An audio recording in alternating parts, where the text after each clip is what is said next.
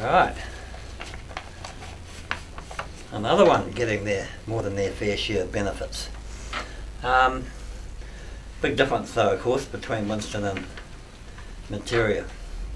So firstly, full credit to Winston Peters for paying back the extra money he received from the taxpayer through superannuation overpayments.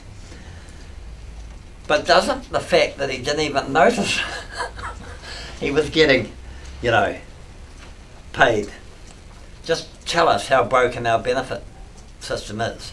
You know, you've got benefits here going to people who don't need them. You know, Joanne, my wife, and I, we get this thing next year. Now it's just under 40 grand a year into our household. I don't need a cent of it. I don't need any of it. What the hell are you doing when we have the amount of poverty and social dysfunction in New Zealand? It's just nuts. I'm just going to buy a motorcycle with it. And all my mates just use it to go to Fiji. It just gives you an idea of how askew this is, this system. Now I don't know how many bottles of whiskey or packs of cigarettes Winston's bought with his overpayment, and it's not our business.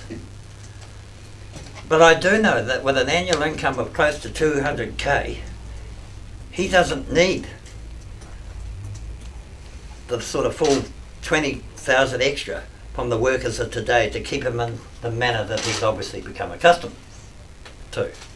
And that's my whole point. That's why TOP is planning to means test the second 10,000 in New Zealand super and pass those savings, 3 billion, onto young families with children under 3 through a 200 a week UBI.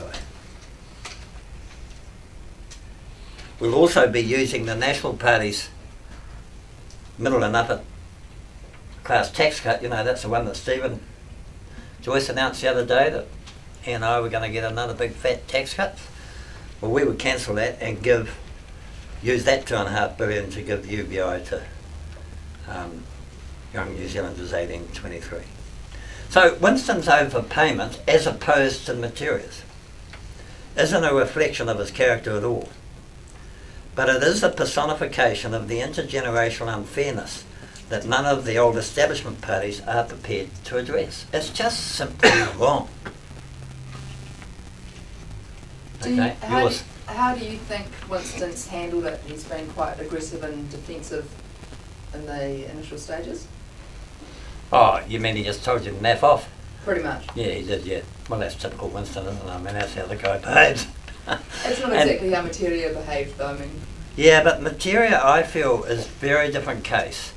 I mean, she obviously, way back, 25 years ago, she lied about it, and that's fine. But then when she's put under a bit of pressure, or she lied about something else, then she starts encouraging other people who are on the system today to start lying, you know, and then the family comes out and says, well, it may well be you've been lying about other things, and that's all too much since she resigned. That's a very different character test to this one, right? I have no criticism of Winston Peters on this at all, right? I'm just saying the system is stuffed, that it can actually give somebody on that sort of wage so much money and he doesn't even notice it. You know, this is how we've got it wrong. On that, couldn't the same criticism of not means testing super be thrown at not means testing the UBI? Yeah, no, because the thing with super is the extent of it, Alex. It's twice the size of where we've set a UBI. You know, you can't have a UBI anywhere near the minimum wage. Right? Otherwise, there's a bit of a moral hazard there. And it's just that New Zealand super is just obscene, just the size of it. And so many of us don't need it. We actually don't need any of it. But so all we're saying is, well, how about we halve it for you, so I'll have to buy, a trail bike each year instead of a road bike. It's quite a lot of hardship, really. Do you think that Winston should be specific about the amount that he was overpaid? Of course he should. Absolutely. But, you're talking about Peters here, good luck. Yeah. Could you work in a cabinet with him, do you think, or a no, I struggle with that guy. I struggle with him on a number of fronts, as to Flavel does.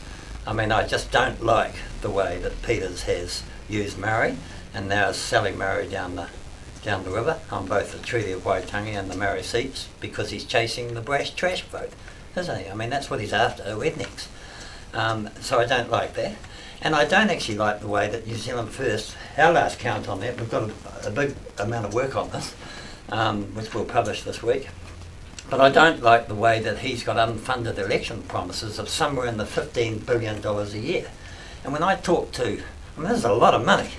When I talk to New Zealand First, members about that, and they say, oh, well, it doesn't matter to our followers because they just want us to keep the government honest. And my response to that is, well, how the hell can you keep the government honest if you're not honest yourself? Where's the money coming from, Winston? That's why the guy won't go on debates with me. Right? That's the real reason, because I'll turn him over on economic matters, and he bloody knows it. And just on the UBI stuff, so we've got the policy at the top for means testing super, we've got the policy at the bottom for children and young families. Yeah. How about the middle? Are we going to see something? Yeah, not this term. Okay. I know how to do it. Read the book, The Big Kahuna. It's all in there. Essentially what you do in order to fund that middle bit is you flatten the tax rate, so you have one income tax rate. So the Big Kahuna is the overarching goal? It is, basically. Yeah. Totally. Wrote a book on it, though. I've read it. Yeah.